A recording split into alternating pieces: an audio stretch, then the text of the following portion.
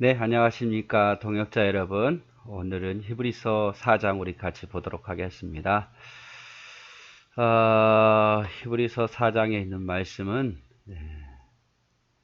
1절부터 한번 볼까요? 바른 믿음에 대해서 이야기하고 있는데요. 그러므로 우리는 두려워할지니. 자, 무언가를 그리스도인들은 두려워해야 된다, 이렇게 표현하고 있습니다. 우리는 두려워할지니 그의 안식에 들어갈 약속이 남아 있을지라도, 즉 안식에 들어갈 약속이 우리에게 있다 할지라도, 천국에 들어갈 약속이 우리에게 있을지라도 너희 중에 혹 미치지 못할 자가 있을까 함이라. 혹 너희 중에, 유대 그리스도인 중에서도 혹 어떤 사람은 이 안식에 들어가지 못할 자가 있을까 염려한다, 이렇게 말하죠. 그래서 우리가 두려워해야 될 것은 너희 중에 하나님 나라에 들어가지 못할 자가 있을까? 나는 두렵다, 이렇게 표현하죠. 저희와 같이 우리도 복음 전함을 받은 자이나, 자, 즉 천국에 들어가지 못할 그런 유대 그리스도인, 아직 하나님을 완전히 믿지 못한 자도, 저희도 우리와 같이 복음을 받았다, 이 말. 복음의 전함을 받은 자이나, 들었다, 이 말이겠죠. 믿었다는 의미보다는 그 하나님의 말씀을 들었다, 이 말이죠. 그러나 그 들은 바 말씀이 저에게 유익되지 못한 것은, 그렇게 하나님의 말씀을 들었지만 유익되지 못하다. 왜? 듣는 자가 믿음을 화합치 아니함이라. 그 들었던 사람이 믿음 안에서 화합치 아니했다, 함께하지 않았다, 이 말이죠. 하나님 말씀에 순종치 않고, 또 하나님 말씀 따라 살지 않고, 하나님께서 원하시는 그 믿음에 결합되지 못했다, 이렇게 이야기합니다. 여러분, 모래를 한 움큼 쥐어가지고 뭉치려고 해도 뭉쳐지지 않잖아요. 진흙은 잘 뭉쳐지는데 모래는 잘 뭉쳐지지 않아요. 그와 마찬가지로 이들이 하나님의 복음을 받았고 전해 들었지만, 이들은 결국 하나님과 결합되지 못했고, 온전하게 하나님 믿지 않고, 또 하나님 말씀에 순종하지 않는 자들이었다, 이 말이죠. 다시 해석한다면, 우리는 두려워할지니 혹 너희 무리 중에 하나님을 온전치 믿지 못하고 복음을 받기는 했지만, 듣기는 했지만 그 믿음에 있어서 결합되지 못하고 순종치 아니해서 하나님 나라 안식에 들어가지 못할 자가 있을까 두려워하라, 그 말이에요. 너희 중에는 그런 사람도 있을 수 있다, 이 말이죠. 자, 이미 믿는 우리들은, 온전하게 하나님을 믿는 우리들은 저 안식에 들어가는도다. 그러나 걱정하지 말라.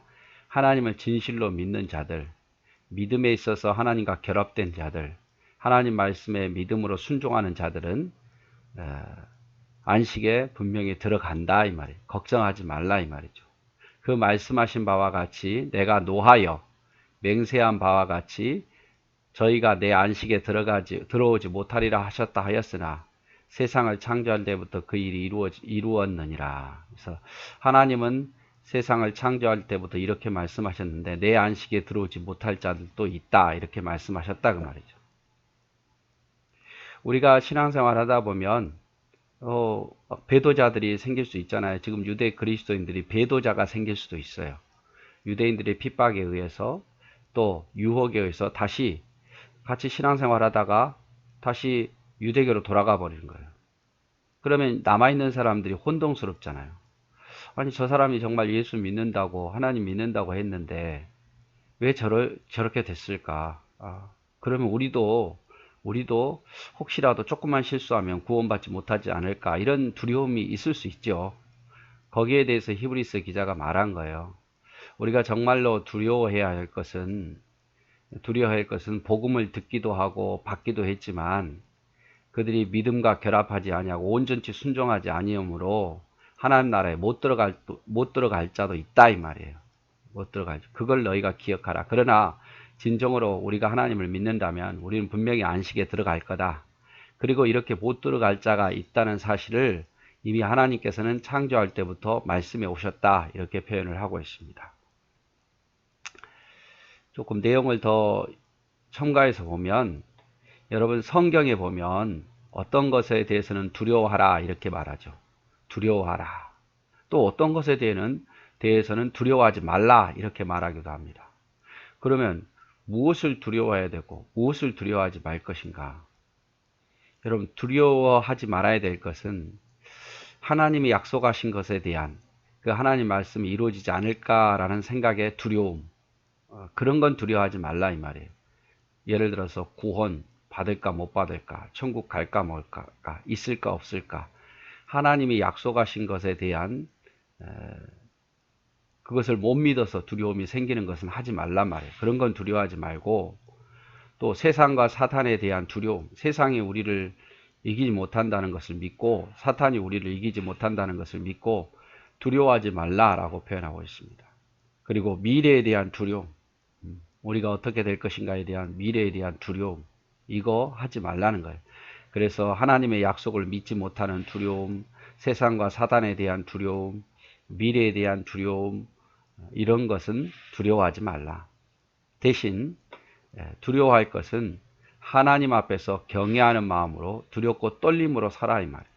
내가 하나님 아버지 앞에 바로 서 있는가 늘 자기를 살피고 두렵고 떨림으로 서라. 하나님 무서워서가 아니라 내가 하나님 앞에 신실하게 살아야 되는데 그렇지 못하는 것에 대한 두렵고 떨림을 말하는 거예요. 또 거룩성을 잃어버릴까봐, 내가 거룩성을 잃어버릴까봐 두려워하란 말이에요. 죄를 지을까봐, 거룩성을 잃어버릴까봐 두려워하라. 베드로전서 2장 17절, 빌립보서 2장 12절에 있죠. 그래서 그리스도인들은 두려워해야 할 것이 있고 두려워하지 말아야 할 것이 있어요. 모든 걸 두려워하지 말고 모든 것을 두려워하고 이게 아니에요. 때로는 두려워하지 말 것이 있고 때로는 두려워할 것이 있어요. 그래서 성경에는 때로는 두려워하지 말라라고 말하고 때로는 두려워하라라고 말하기도 해요. 두려워하지 말 것은 하나님의 약속이 이루지 못할까봐 그를 찾아오는 두려움, 우리의 미래에 대한 두려움, 세상과 사탄에 대한 두려움, 이런 건 두려워하지 말고 대신에 하나님 앞에 두렵고 떨림으로 서고 내가 거룩성 또 죄를 지을까봐 늘 두려워하는 마음으로 나를 살피라 이 말이죠. 여기 본문에서 두려워해야 할 이유 우리가 보았죠. 여기 본문에서 두려워해야 할 이유가 뭡니까?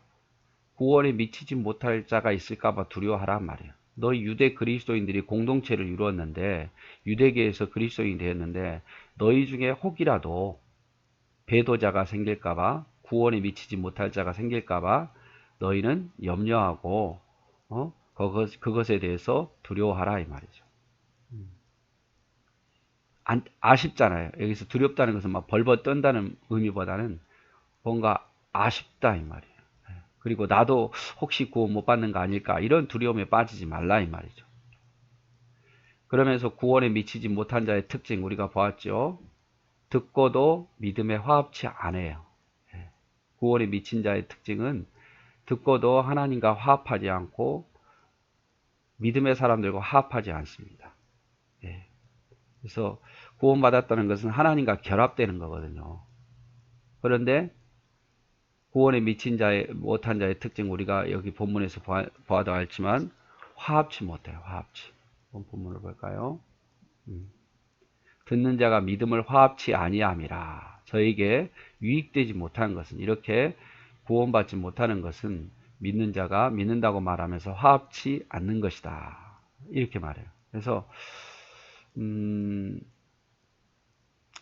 구원에 미치지 못한 자의 특징이에요.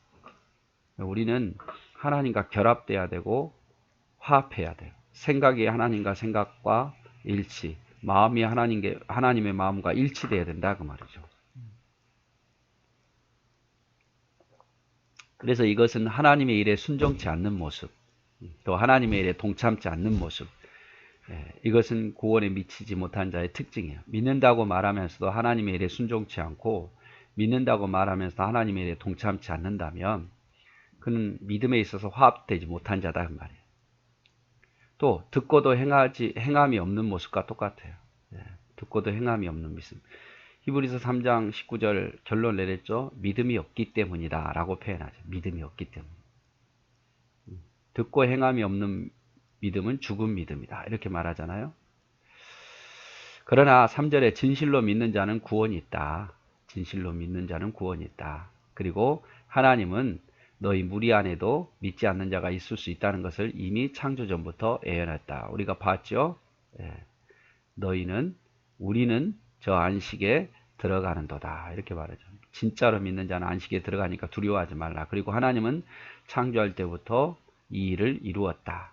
너희 중에는 하나님 나라에 이르지 못할 자도 있다는 것을 이미 말씀하셨으니까 이상한 일 당하는 것처럼 생각하지 말라 이 말이죠.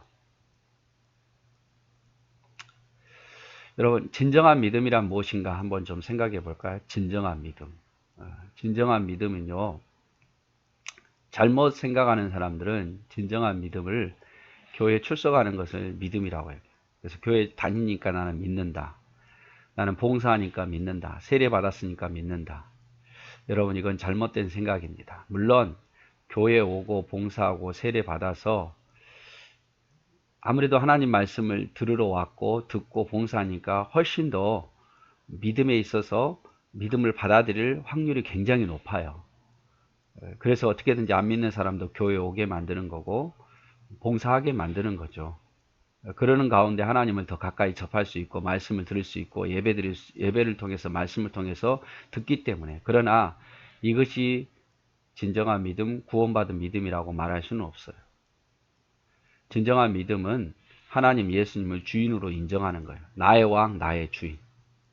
그래서 나의 주인, 나의 왕에 따라서 명령에 순종하며 그 명령에 따라 사는 것. 그것이 정말 믿는 거예요. 내가 예수 그리스도를 믿는다, 하나님 믿는다 하는 것은 하나님이 세상을 창조하신 분으로 뿐만 아니라 하나님 명령에 순종하는 그런 마음이 있어요. 앞에서 보았지만 잘못된 믿음 뭐예요? 화합치 않아요. 하나님의 말에 순종하지 않아요. 하나님 뜻에 결합되지 않아요. 그러나 진정한 믿음은 예수님을 주인으로 인정하고 그분의 인도함을 따라 사는 것이 진정한 믿음이다 이 말이죠. 한번 본문을 다시 볼까요? 그러므로 우리는 두려워할지니 그의 안식에 들어갈 약속이 남아있을지라도 너희 중에 혹 미치지 못할 자가 있을까 함이라. 저희와 같이 우리도 복음 전함을 받은 자이나 그러나 그 들은 바 말씀이 저에게 유익되지 못한 것은 듣는 자가 믿음을 화합지 아니함이라. 이미 믿는 우리들은 저 안식에 들어가는도다. 그 말씀하신 바와 같으니 내가 노하여 맹세한 바와 같이 저희가 내 안식에 들어가지 못하리라 하셨다 하였으나 세상을 창조할 때부터 그 일이 이루어느니라. 자, 그러면서 이제 또 안식일에 관해서 또 이야기합니다. 안식일에 관해서 앞에서는 이제 믿음에 대해서 이야기했고 이건 안식일에 대한 이야기인데 제7일에 관하여는 어디 이렇게 일렀을 때 하나님은 제7일에 그 모든 일을 쉬셨다. 하나님은 7일의 모든 것을 쉬셨죠. 쉬셨어요. 그런데 여기서 하나님이 쉬셨다 이 뜻을 오해하면 안 돼요. 제7일 안식일에 하나님 모든 일을 쉬셨다. 근데 정말 하나님은 아무것도 안 했을까? 여기서 말한 쉼은 하나님이 아무것도 하지 않으신 것이 아니에요. 만약에 하나님이 아무것도 안 하면 멸망합니다. 하나님이 지금 지구를 운행하시고 모든 우주 만물을 다스리는데 그 다스리는 일을 멈추면 안 돼요. 하나님은 여기서 제 7일에 쉬셨다는 것은 아무것도 안 했다는 게 아니라 사역을 마쳤다는 말이에요. 사역을 마치고 쉬셨다는 의미지 창조 사역을 의미하는 거예요. 모든 일을 안 하신다는 게 아니라 창조 사역을 마치고 끝내셨다는 의미의 쉼이에요. 그래서 예수님께서도 안식일에 병자를 고치시잖아요. 사람들이 뭐라고 그러는 거예요? 너 왜 안식일에 병자를 고치느냐? 예수님께서 뭐라고 말해요? 아버지가 일하시니 나도 일한다. 내 하나님은 오늘 안식일이지만 일하고 계신다 이 말이에요. 그러니까 나도 일한다 이 말이에요. 그래서 진정한 안식일의 의미는 뭐냐면 이 쉰다는 의미는 나의 유익을 위한 일을 쉬고 하나님을 위해서 일하는 날이에요. 여기서 안식일에 쉰다는 것은 나의 유익을 위하는 일은 쉬고 중단하고 그건 6일 동안 하는 것이고 나의 일은 쉬고 하나님을 위해서 일하는 날. 하나님을 위해서는 일하는 날. 이게 바로 주일이고 안식일이에요.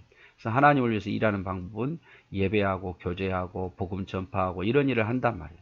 잘 기억하십시오. 진정한 안식일, 주일은 나의 유익을 위한 일은 쉬고 하나님을 위한 유익된 일은 하는 날. 이게 바로 진정한 안식일이고 주일이다 그 말이에요. 그리고 여기서 쉰다는 것은 육체의 안식을 쉰다는 의미보다는 영혼의 안식을 이루어야 돼. 영혼의 안식. 우리가 세상에 나가서 그들의 문화와 유혹으로 얼마나 시달립니까? 우리 영혼은 많이 피폐하고 지쳐 있잖아요. 그래서 하나님 말씀 듣고 예배하고 서로 교제 나누고 찬송하면서 그 영혼이 다시 힘을 얻어 돌아가는 거예요. 그래서 육체의 안식보다도 더 중요한 것은 영혼의 안식이죠. 그렇다고 해서 육체의 안식은 필요 없다는 게 아니에요. 육체의 안식도 물론 해야겠죠.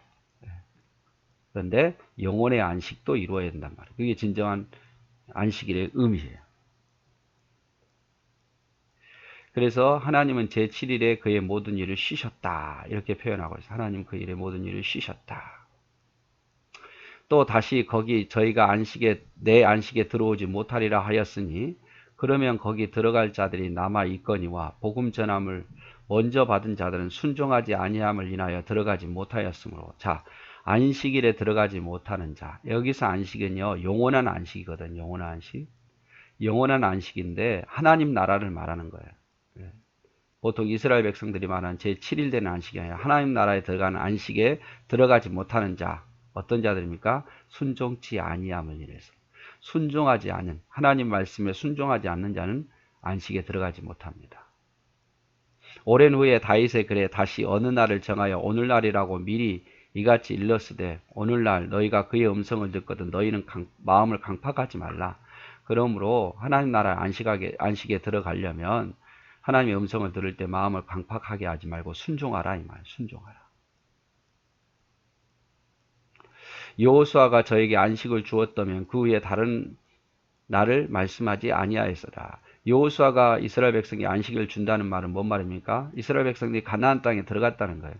그게 안식의 끝이냐? 가나안 땅이 안식하는 날이냐? 천국이냐? 아니라 그 말이에요. 약속의 땅이지만 천국은 아니에요. 그랬다면 만약에 다른 또 날을 그 후에도 안식을 말하지 않았을 거예요. 안식이 이루어졌으니까. 9절 그런즉 안식할 때가 하나님의 백성에게 남아있도다. 자, 이제 진정한 안식일이 남아있단 말이에요. 하나님 백성에게. 이미 그의 안식에 들어가는 자는 하나님이 자기 일을 쉬신과 같이 자기 일을 쉬느니라. 이미 하나님 나라에 들어간 자도 있어요. 그 안식의 나라에 들어가는 자는 모든 일을 마치고 쉬고 있다 이 말이죠. 그러므로 우리가 저 안식에 들어가기를 힘쓸지니 이는 누구든지 저 순종하지 아니하는 본에 빠지지 않게 하려 함이라. 우리도 하나님 나라에 들어가게 힘쓰라. 힘쓰라. 이 힘쓴다는 게 뭡니까? 하나님 말씀에 순종하라. 믿음이 뭡니까? 믿음이 순종이에요. 그래서 하나님 말씀에 순종하기를 힘쓰라. 이 말이에요. 안식에 들어가기 힘쓸지니 이는 누구든지 저 순종하지 않는 자의 본에 빠지지 않게 하라. 순종하기를 힘쓰라. 이렇게 말해요. 그래서 여호수아의 가나안 입성이 진정한 안식은 아니다. 8절에 말하면서 안식일은 하나님 나라 입성을 의미하고 있는 거죠. 여기서 안식일은 하나님 나라 입성, 천국을 의미하는 거예요. 그날에는 하나님의 찬양하는 일만 하고 일하지 않아도 쉬는 날이다라고 10절에 말합니다. 그리고 안식일에 들어가지 못하는 가장 큰 이유는 순종하지 않고 하나님 말씀 앞에서 강팍하기 때문이다라고 말하면서 안식일에 들어가기를 힘쓰라 이 말은 주의 음성을 듣고 강팍하게 굴지 말고 순종하라는 의미예요. 그래서 여러분 우리가 제일 7일 안식일도 중요하지만 하나님 나라 안식에 들어가려면 제일 중요한 게 뭐예요? 순종이에요. 순종. 하나님 음성 듣고 강팍하게 마음 먹지 말고 여러저러 핑계하지 말고 하나님 말씀에 순종할 때에 그게 진정한 믿음이고 진정한 안식일에 들어간다 그 말이죠. 그러나 너희가 순종치 아니한다면 하나님 나라에 들어가지 못할 자가 있을까봐 두려워해라 이렇게 표현을 하고 있습니다. 네, 오늘도 수고하셨습니다. 사랑하고 축복합니다.